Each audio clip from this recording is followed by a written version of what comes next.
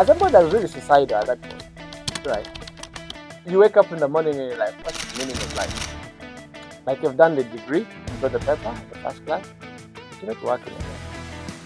You're not working, and you've broken your relationships because of the addiction with the people who you to love. So like you feel life becomes meaningless. Right? After the addiction, like even if I earn 250 days, like tomorrow I won't have it. That is I'm calling sleep. There are calls all over people wanting them. And funny enough, now you borrow money from them because people you get money from and those who are close to you. So you realize you have spoiled a lot of your relationships. That's gambling was after Forex was beginning to fail. Of course, I done sports gambling way before. Yeah. Like when I the point whereby my loan limit went up to like 2.5 million. Wow. And you can imagine, like you're supposed to pay this thing with, but I needed money. I don't know why I love money. I just felt like before I graduate, I needed to have money. I think that's what everybody in campus thinks was like either have a job after campus or you need to find a way of making money. Like you want to be rich when you're young. After my second year, I thought of dropping out, but everybody was like, you know what, just get a degree, bag it, and you can do whatever things you want. And actually, it's the love for money. The love for money and the idea that I was not going to make money from this course. So, because I didn't see myself working in the oil field as a student, Yeah. right? I just tried to figure out many things at the same time. I think it did me bad. It did me bad. So I reached a point whereby you blow off the money. I think I've blown like a lot of money. You need to make money after campus. I was like, what's it that way can we money? So that's when I got into like this, the black soldier fly, like sports betting. I was like, there's a lot of money online. Why are people working? Yeah. like there's no need for anybody to work hard if money is this easy. Yeah, I hope you've had and watched the first episode of the Campus Life series and the second episode. And today we are finally for the third episode and the last episode under the series Campus Life Talks. And tonight we are joined by a very brilliant, confident, and amazing mind, intelligent. Okay, so if there's something I really love about him is the level of intelligence he has, and so we're going to delve more on this topic of campus life, and this is going to be our final episode. But in this episode, stay tuned to it because we're going to learn about very many things. First of all, we're going to learn about addiction, very many forms of addiction. We realize that there are very many forms of addiction, ranging from gambling to drugs to many, many other things. And also, we shall talk about things to deal with farming or his personal study life. You're most welcome to the AYVC podcast. Thank you very much. Thank you very much. Sir, you introduce yourself to the audience. Who are you? I would say you have given me you put me very high up. I want to lower that. So like, say what? That's really too much for me. No, But but you deserve it. You really deserve it. let me be humble. For now, yes, let's just be humble. Mm. So I'm a graduate in oil and gas management. My name's Feta Benon Obaya. I usually like calling myself Feta Obaya. I don't like the Benon name. I don't know where it came from. And yeah, I graduated, but I don't do what I studied. So I'm into farming, and I think that's something weird about me. That Yeah, somebody needs to know. by the way, it's very weird because we were discussing and you told me you did something to do with oil and gas, and this is one of the most marketable and profitable courses people have been talking about in the whole world. Okay, but now here is you who graduated with a 4.7, a first class degree. Come on, better why did you change your mind to actually from petroleum engineering to agriculture? That's quite personal, but Mm. I don't know if it applies to everybody. For me, it was like the time I was joining, I was very interested in the course. Yeah. Sure. So after a while, after reporting to campus, I looked at the course outline, and then I was like, okay. I don't think this is where I'm heading. But I literally lost interest in the first semester. Mm. But the thing is that I'd also gone to campus with the idea that I wanted to get a first class. Yeah. I was studying to prove a point to myself, and I think I was also trying to prove a point to the public that I can do it. And then with the idea that, of course, the mindset of being groomed that you have to go to school, get a degree. So when I reached the level where I cannot get a degree, I realized this is something I may not pursue. Yeah. It was just a personal conviction. I did not like the content of the course, though. Though when you tell somebody I did something related to oil and gas, it's like, whoa, you're going to handle the country's wealth. Mm. And I'm like, no, it's not what you're thinking. Like, it's not that everyone who is going to do oil and gas is going to work in the sector. Yeah. But it's just like, I was not interested when I entered. I just lost interest. So that's how I started figuring it out. I wanted to do something apart from the oil and gas thing. But if I can interrupt you, what made you to lose interest in the course? Because you actually chose it for yourself. Did you choose it or someone chose it for you? Now this is quite interesting because when the results for my A level came out, I was uh, I was admitted both in Makerere, Chambogo, and then I think it was Busitama. But one thing was that I I missed on government scholarship, right? I think it was by 0.5 points, something like that. So, but still, I was still going to apply for government loan scheme to go to Makerere. Yeah. Now, what happened was that a friend got an opportunity in the oil and gas field and said, okay, Feta, this is really good for you. You can take it up. Unfortunately, or fortunately, they decided to contact my dad. Right? Okay. Because they couldn't reach me at that point. Yeah. I was into my ventures at that point. And then my dad was out there looking for me. Of course, he saw it as a way of saving money that he was not going to spend, since it was like everything has been catered for. Yeah. And then also before my A level, I had that urge, like I want to be a petroleum engineer, right? So at this point, I never applied for the course during the normal university applications. I never put petroleum stuff among those things I want to do. So, but this came abruptly after I'd done my applications, and then I was like, why not? Let me give it a shot. After all, I wanted it. Yeah. 2 years ago, I wanted it. 2 to 3 years ago, I wanted it. And then I did because my dad was also right there, like, Beno, just say yes. Like, oil and gas has money, just say yes. Yes. Yeah. So I knew you're saying that because you wanted to save money, but also I was like, okay. I was also once interested.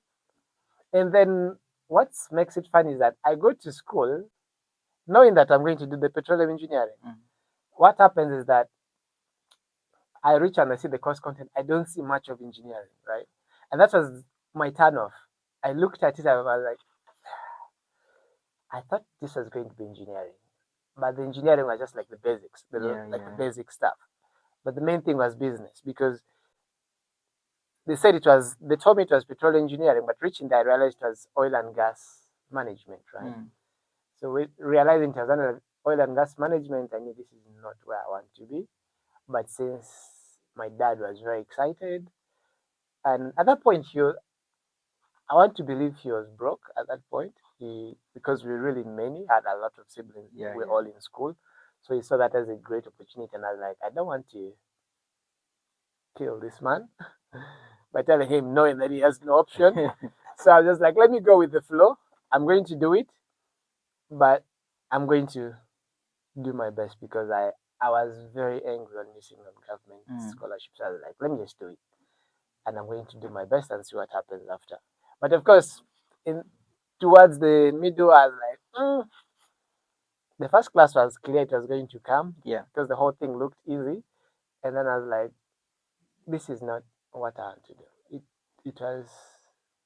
I was not feeling it anymore. Though I was doing it for the sake, but I was doing it for the sake of the first class and for the sake of my dad. But it wasn't like I had a very burning why as to why I really want to do petroleum, right? So, like, okay, you talked about the issue. How did you transition from doing the oil and gas into agriculture? Did you ever love it before, or what is it that made you to love agriculture that you never even had the interest to go back and maybe look for a job in the oil and gas sector, but you instead came back and started doing agriculture? We grew up getting food from the farm, Mm.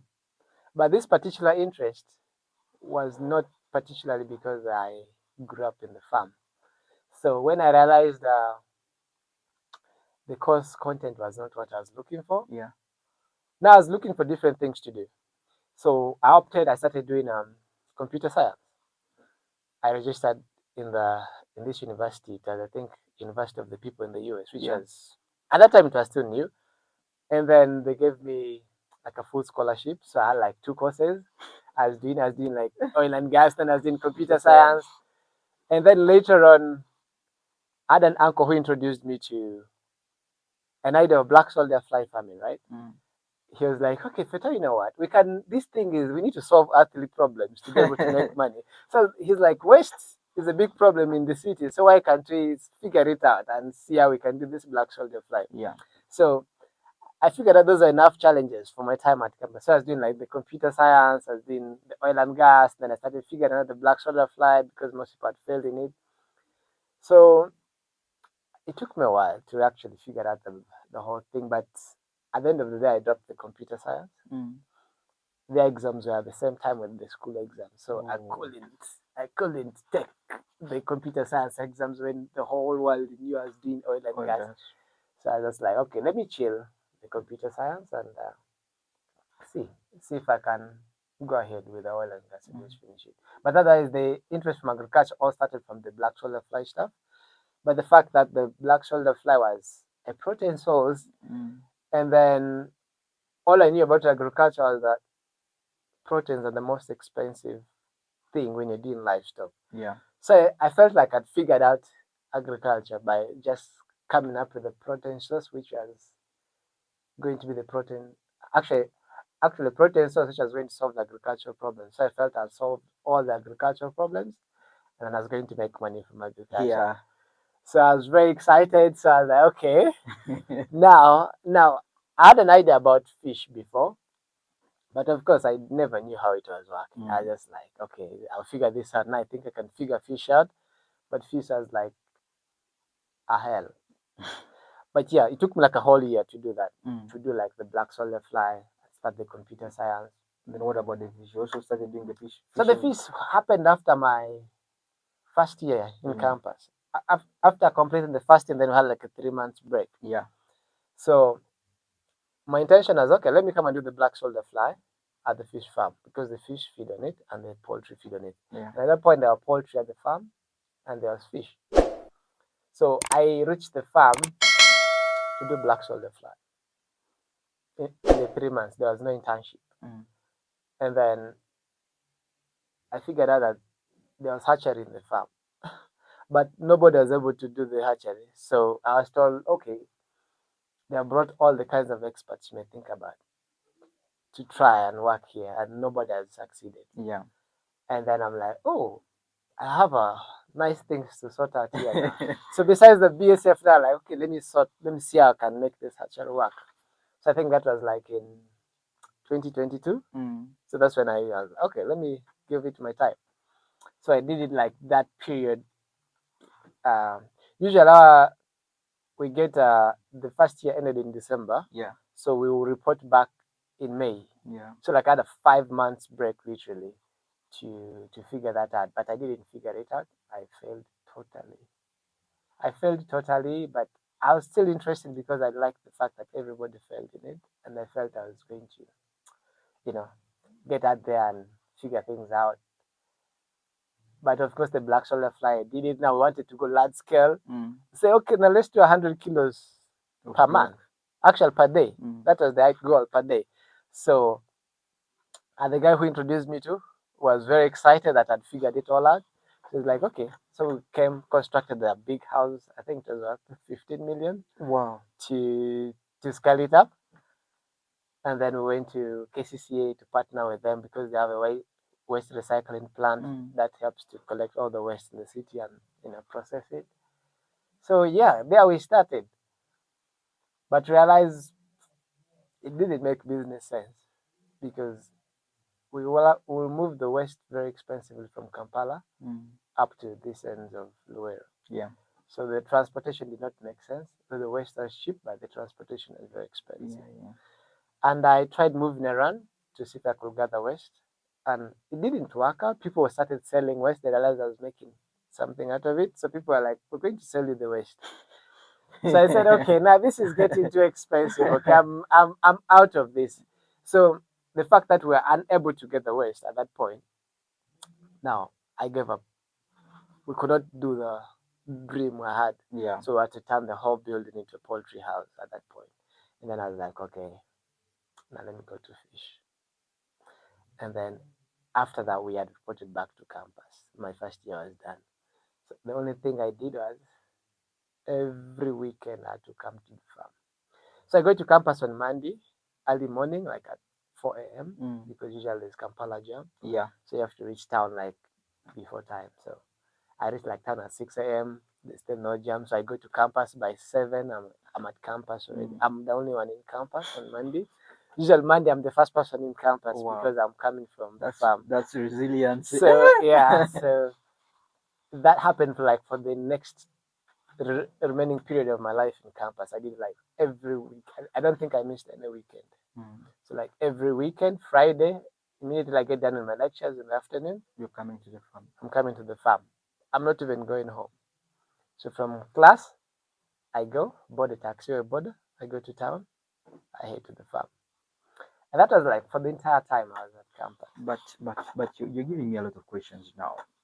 You have been doing this. It feels like you fell in love with the farm. Yeah. So because you can't tell me you've been doing the same thing consistently for over a period you just wanted to figure out something. You just wanted to figure out something. So what made you like what brought you that feeling? What is it about that love for the farm? Is it because your family brought you up that same way, or you just wanted to prove something to the world that you can actually make it? No, you see, the idea was funny that people had failed in the whole hatchery thing. And then I wanted to figure it out. I don't know if I was trying to prove a point, but I really wanted to figure it out. And then I didn't like the course. So I said, through all means, I had to figure something out other than this course. Yeah. So what strategies were you putting on board? Because you never went to study about fish at school, but you're here doing a research about fish and how you can make the world a better place by making enough protein. So what strategies did you lay on board? It's funny that what I will do at my time in campus, actually, the books I'll read were mainly about fish. I less read oil. Like oil was the least things I would do. So I think the times I read oil were when I'm in school, when I'm in class. I make sure I read oil. Out of class, you never find me with oil stuff. You're studying about fish. I'm studying about fish. I'm studying computer science. And then I was looking for, okay, I need to make money after campus. I was like, what is that way can we money? That's when I got into like fish, the black soldier fly. I got into YouTube. I got into computer science. And then I was like, so my brother introduced me to cryptocurrency. That time it was a new deal, right? So he was well versed. I think he was from the UK. So he did computer science, and then he knew the art very well. He sent me those documents, the white paper. If somebody knows about cryptocurrency, Yeah. So he told me read it. He bought me my first crypto on FTX. For those who know crypto, the company that collapsed, the FTX. So that was where my first assets were. So they all died with the company anyway. I did not follow up anything. but now that's why I was like, oh. So he bought me my first asset. That's why also I got interested. I like, okay, this guy makes money online. Okay. But I didn't know he made money from building websites for people. I thought he made his entire money from what? From crypto. From cryptocurrency. Because he could explain it very well. He could tell you about the fundamentals, tells you about the projects and behind each coin and everything. So like, okay, there's actual money online.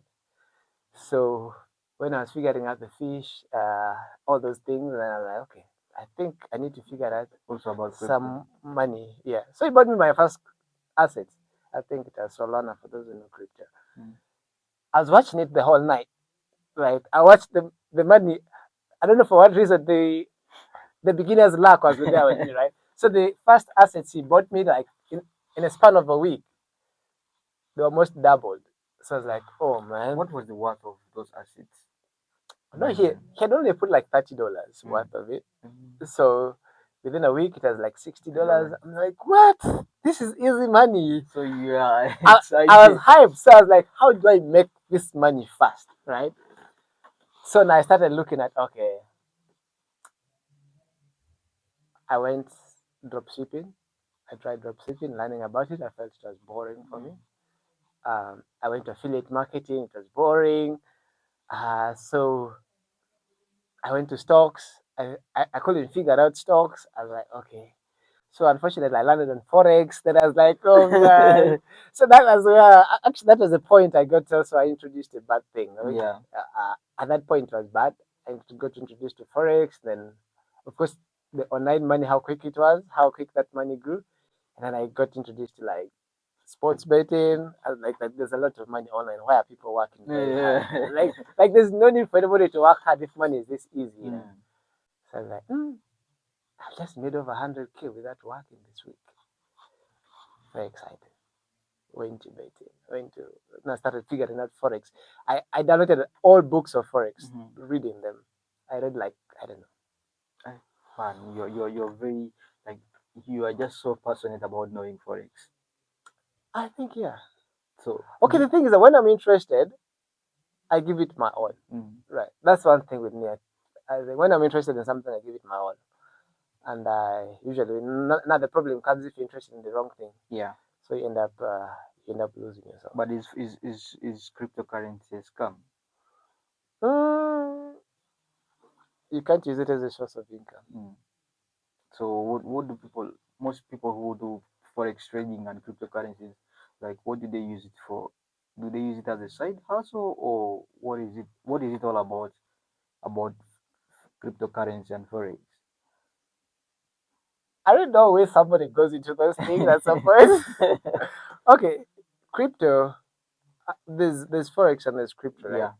Um, if you're going to say day trade in forex, Yeah. I don't think it's a good idea, right? But of course, for you to learn it, you have to day trade, Mm. right? You have to figure out all the ideas behind it and learn it every day. That's the only way you master it. To go into the charts every day Mm. and try to figure out the charts and see if you can actually master it. Because forex, people say it has both fundamentals. Forex and crypto both have fundamentals and technical Mm. parts about it. So the technical bit is just the charts, and funny enough, most of the people just focus on the charts, right? Yeah. And so for you to focus on the charts, then you have to watch them every day and then see that you're able to recognize patterns. But besides even knowing all, because I felt I was too intelligent, that's why I went into those things. Right? Mm. Oh my goodness. They showed you that you are Those things intelligent. says that my intelligence is not what I don't deserve to do it. Right. So, but I don't think they're bad things. Mm. I wouldn't say they're really bad, but I just want to say you need to go with the right mindset into them. But Benon, how much did you make from forex? Ah, Have you even made any shilling from forex? that's very funny. Mm. Actually, it's the making of the money at the start which destroys you. Right. So I remember there was a period of a week where I was making 1 million each day. Right. Hey, that's crazy money. A million UGX. That's about 400 US dollars. Hmm. And that's where it gets crazy. Mm. Wow, this is serious. This is serious now. But that was after a long time of failing, right? Mm. But doesn't mean that I make that money anymore. So how long did it take you to go up to that extent whereby you actually made 1 million in a week? Took me like 4 years. Mm. just to learn the art. No, yeah, learning the art. Mm. But even you keep failing, right? The the 4 years is not like I wasn't making any money. Mm. The thing is that for you to stick in there, you're going to be making some money, and that money is going to keep pushing you. Yeah. And the thing is that, oh my goodness, no, let nobody just go into those seat, man. Just figure out life and do life better. Mm. So the 4 years is just like a period of, because I was a student, Yeah. right? I was just trying to figure out many things at the same time, and this looked to be like, okay, I can make money now, Mm. and I think it did me bad. It did me bad. So I reached a point whereby you blow off the money. Mm. I think I've blown like a lot of money in that stuff. And then you have to tell a lie to get more money. You have to, now those people who are close to you, those who love, end up suffering from your addiction, right? Of course, you made some money. You're sure this thing makes money, Yeah. and then but now you want to make big money, like within a week, within a day. Then like you end up losing all the money. Somebody gives you their money and you've blown it. You have to figure it out.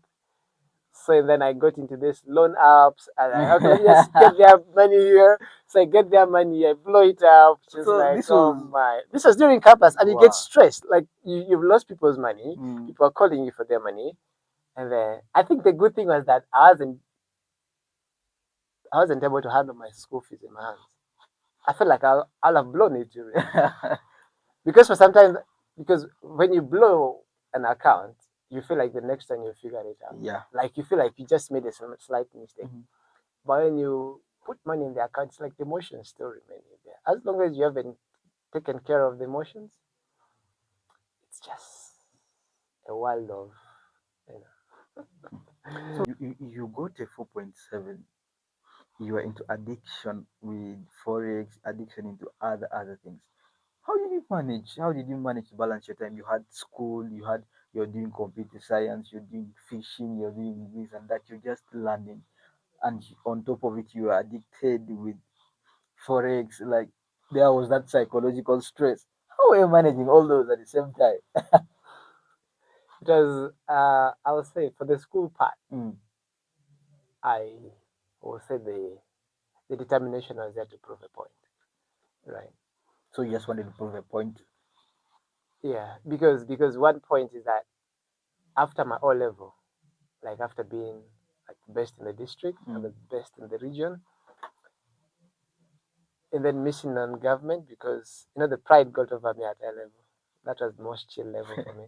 So I was like, okay, I was actually ashamed when the results came out for Mm. A level. So I decided to turn off my phone like for a week. I didn't want anybody to call me, right? How many points did you get?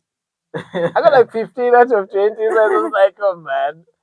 Everybody expected me to do like 20 out of 20 Mm. because the guy after me got like 20 out of 20 anyway. Mm.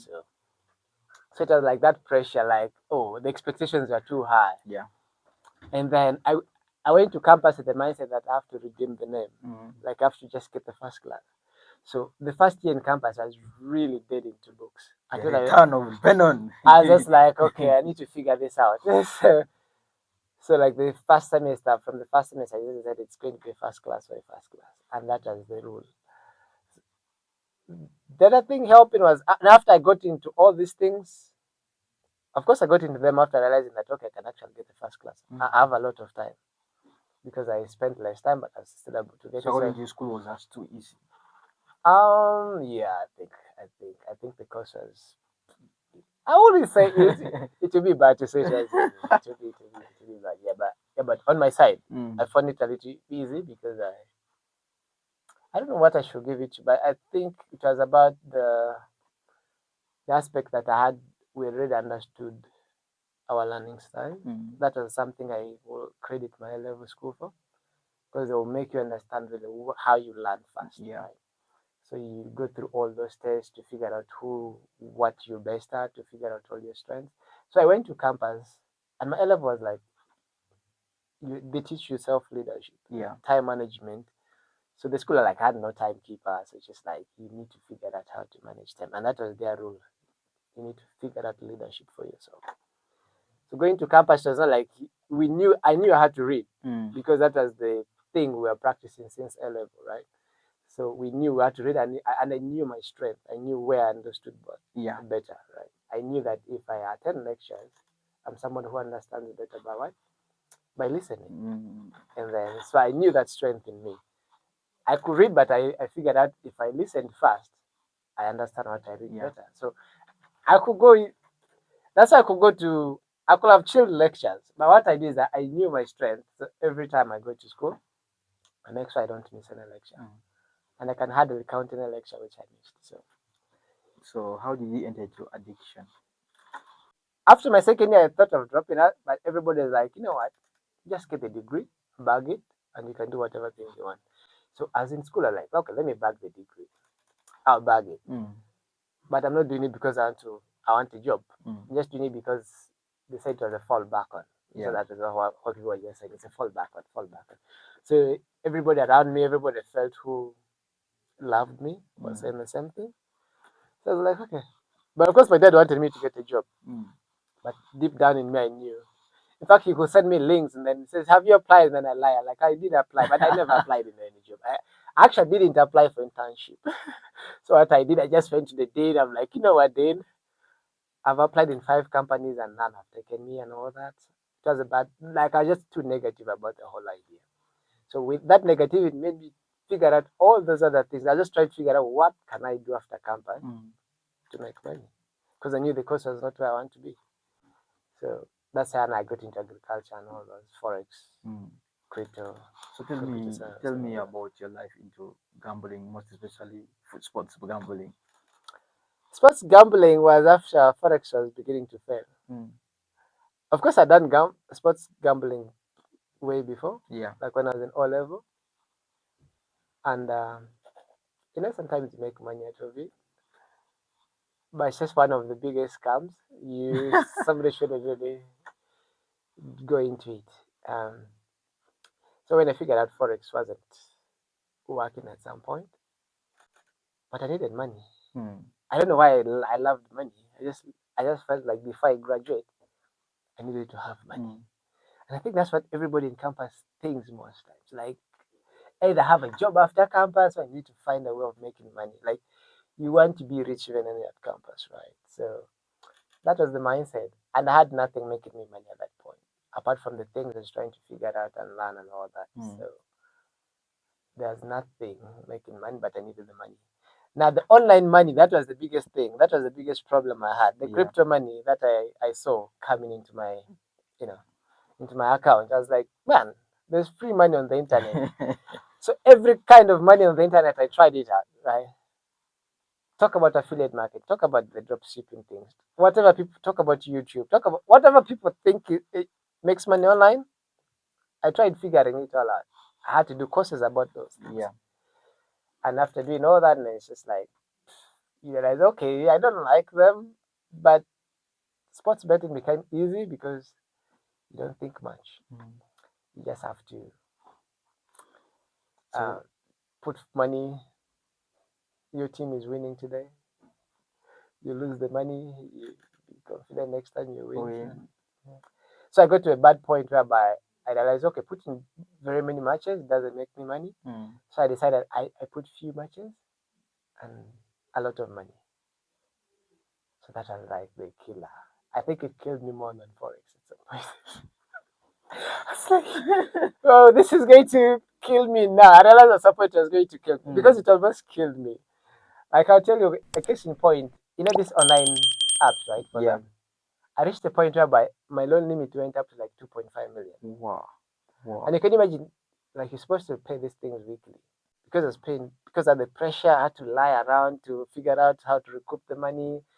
And so my limit kept on growing. And at some point, okay, I'm like, I think I figured Forex out. So I had to borrow like 1.5 million. The good thing the company had issues at that time. I won't mention the name. So after getting the money, so the government shut the company down, but they are still after their data. So, so I was like, okay, but that stressed me a lot. That was where I think I reached a point where I was like, okay, I need to reevaluate these things. I couldn't sleep. there are calls all over. People wanted their money. And funny enough, now you borrow money from those because people you get money from are those who are close to you. So you realize you have spoiled a lot of your relationships because of that. But you see, by the time you have lost money, you think now I'm going to get another one and flip it up, and you'll be able to pay every money. Yeah. And then you lose that one again. Then you have to go into the cycle again. You borrow another one. That's why I'm just like I'm lucky that I never touched the school fees. Otherwise, if it came through my hands, then everything will have gone. I'm telling you, it will have gone actually.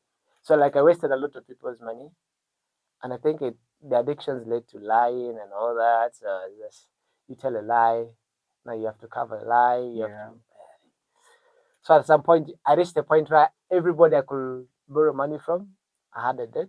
I was supposed to pay them some money, so I had nowhere to get the money anymore. And that's when I was like, okay, like even if I earn 200K today, by tomorrow I won't have it. That was how bad the addiction was. Wow. Even if you gave me 1 million today to do something, tomorrow you won't get the money, or just blow it up. Wow. And then tomorrow, like I'm looking for a way of figuring it out, or finding somewhere to get it, or telling you an excuse, something like that. So it was a bad cycle, but of course, you learn. I don't regret anything anyways. You learn.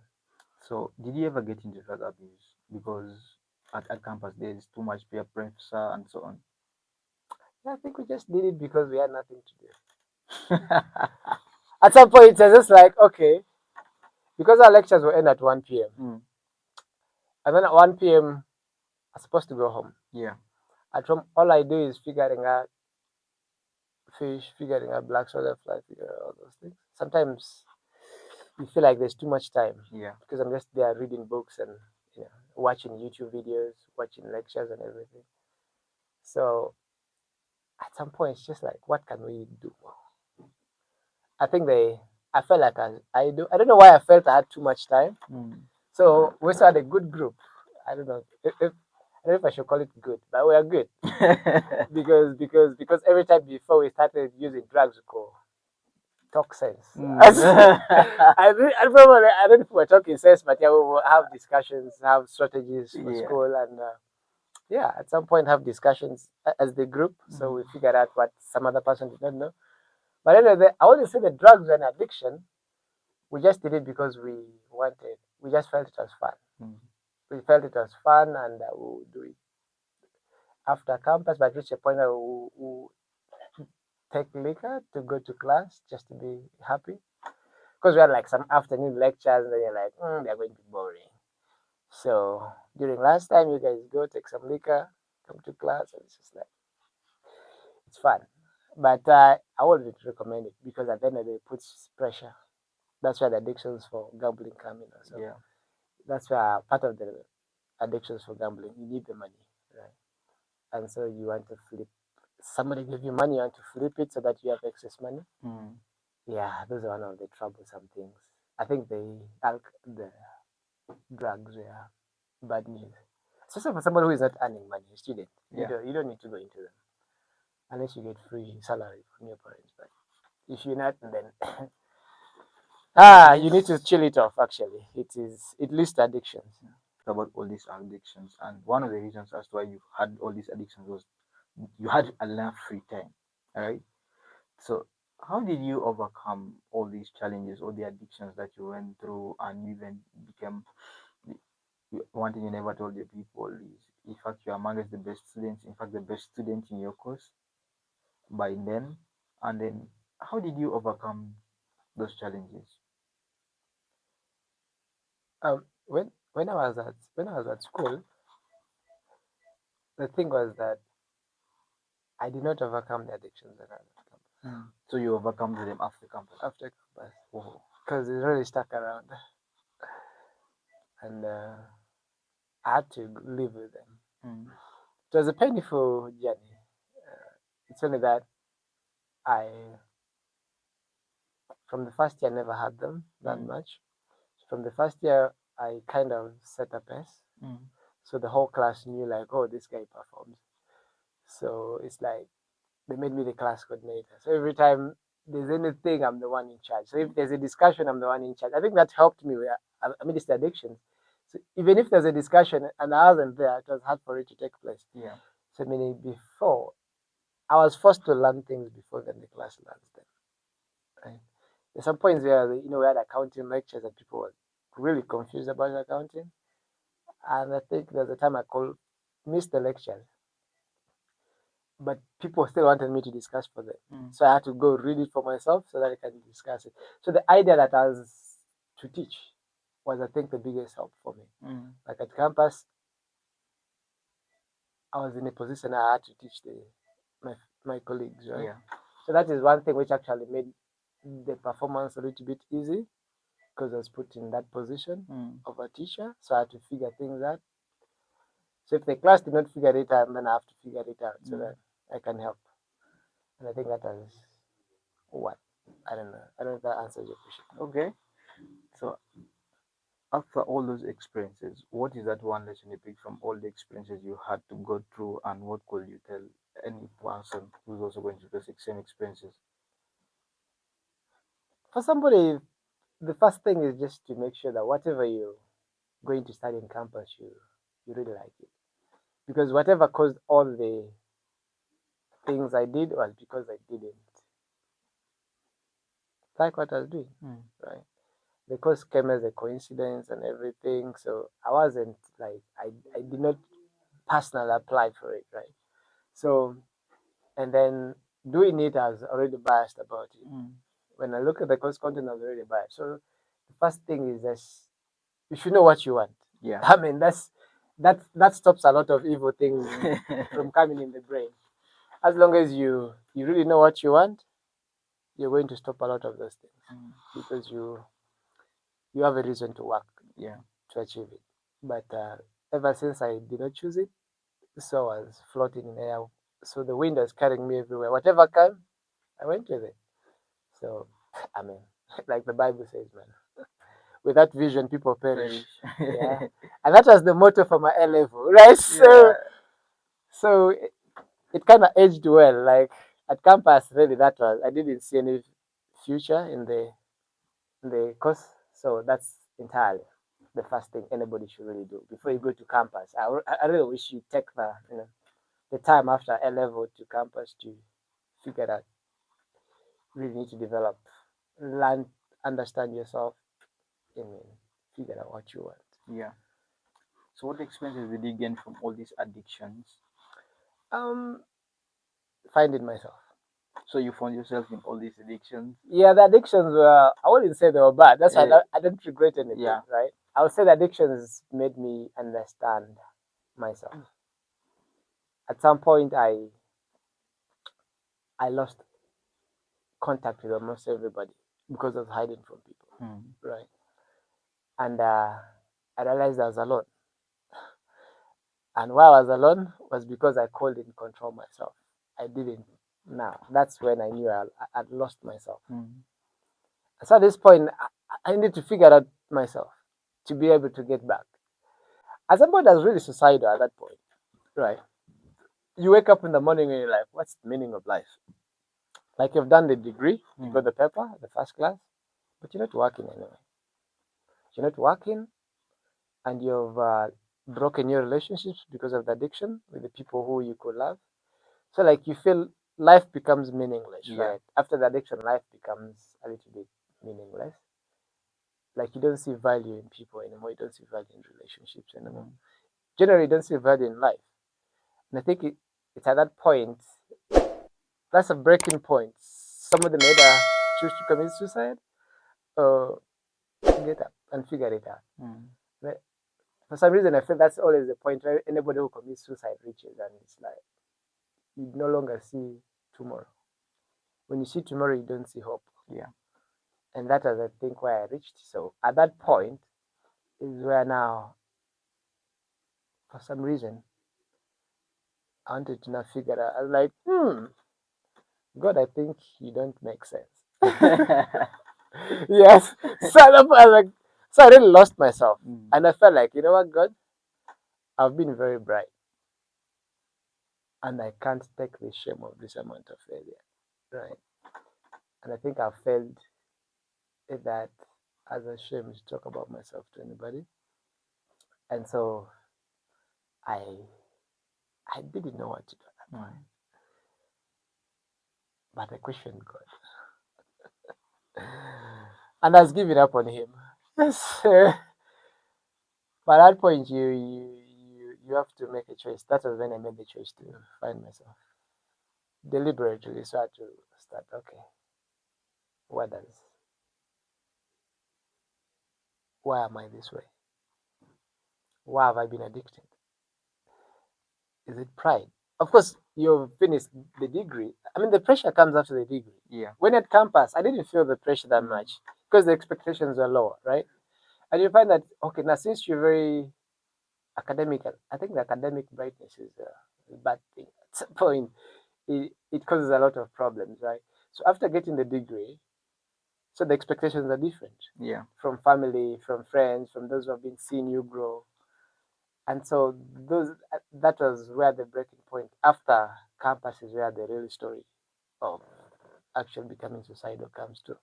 So you're like, everybody's expecting from you, your parents are expecting from you, your siblings know you are the best, so you should be getting a good job very soon. But deep in your mind, you know, nah, I'm not even getting a job. I'm not even applying in any really. So, and you're contemplating now, I'm not applying for a job. Whatever I'm doing isn't making me that money I want. And the expectations on you. The pressure hits different after campus. So that's where actually the gambling gets more. Now you have to prove a point that you're bright. Yeah. And people think bright people are successful, right? So now you have to prove that you're successful by so you start looking for more quick money to prove a point that you're able to help. Yeah. And someone asks you for help because you want to prove a point, you say you can help. And then you keep going into debt, you keep going into gambling because you're trying to maintain a status quo of what you've been, the bright guy, the guy at the top all the time. So the expectations when you're at the top, you should have gotten a job by now. Yeah. So that pressure ends up, I think it caught up with me. That I didn't want to tell anybody I'm a loser at that point, that I didn't get a job, that I don't have money after getting all those. So somebody needs to just understand that being bright at school is not everything. Yeah. The best thing somebody can actually do is just to figure out themselves. Leave alone the academic intelligence is good to prove a point to yourself that okay, I can do anything when I choose to. It's a good point. But the thing is that if you're programmed like that since childhood, and then failing in the eyes of the public becomes impossible, right? So it's the fear of failure actually, because now you have pride that every time you grew up, you're being praised. Now you're here. I want to do business. I don't want to go to a job. But I think part of the point why I never wanted to go do a job was pride also. Yeah. Right? I felt like I'll figure it out. And now I'm at this point, okay, now I have the paper. I don't want a job, but I haven't figured it out. Now I have a point to prove also. Because I have to defend the ego, I have to defend the pride. And I think humility is the best thing somebody who is in that school have. But breaking pride and ego is it's very difficult. To be humble to say I don't know was not in the vocabulary. So to be saying that I really don't know, you teach me,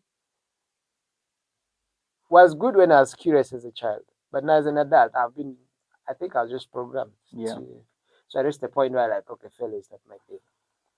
And I think anybody at that stage, you have to trim your ego and your pride. And you only trim it by what you do, the least things you do. You need to accept to be small. And that's the only way you can break the ego and pride. You need to accept it, the small things. You need to accept that you don't know. Yeah.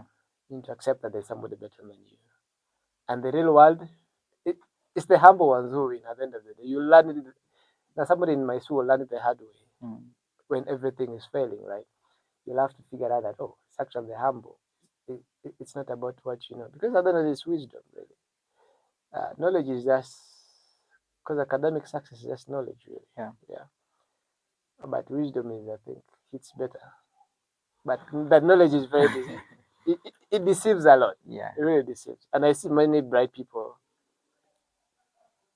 They don't do well in life, generally. So, running short. So, what is that one takeaway you can give anyone outside there who's going to listen to this podcast? Gain wisdom. Let go of pride. Let go of pride and learn wisdom. Wisdom is patience. You need to build patience and be humble. Be humble and always be teachable. And I don't think addictions are good. For anybody who is going through an addiction right now, it's a good thing. Only that coming out of it is where the interesting journey is. Because if you make the effort to come out of the addiction, you will figure out who you are. So you maybe learn about self awareness and building, understanding who you are, and because addictions come in patterns, right? Yeah. So what happens is that there's always a pattern. Like when I was doing forex, when I was addicted to it, I I could know when I was going to lose money. It's not like I don't know, but it's an addiction, right? I know when I'm going to lose money. So what I do, but at some point I just can't control it. I know this is wrong, but I do it. So every like I know when I don't sleep enough, the next day I'm going to blow the account. Yeah. And it happens. And the fact is that I know it, but I still do it. And so the thing is that if you're addicted out there, recognize the patterns and just see how you can break every pattern. Like, after this point, it's going to be this. And when you reach a certain level of addiction, it's like you're an autopilot. Even if your mind is able to recognize that it's going to lead to this, you just don't stop it. Yeah. It just avails you every possible opportunity to you to make the decision the usual way. So the thing is that every addiction person, learn your patterns and see how you can reverse them, work against them. Wow, thank you so much, Ben. And I've really learned a lot from this episode today. And I'm very sure You're welcome. someone outside is also going to listen to this and will also learn a lot from this. Thank you for joining us in the LIBC podcast, and we truly appreciate your coming here and sharing with us your story. Thank you for having me. Thank you for having me. You're most welcome. Sure.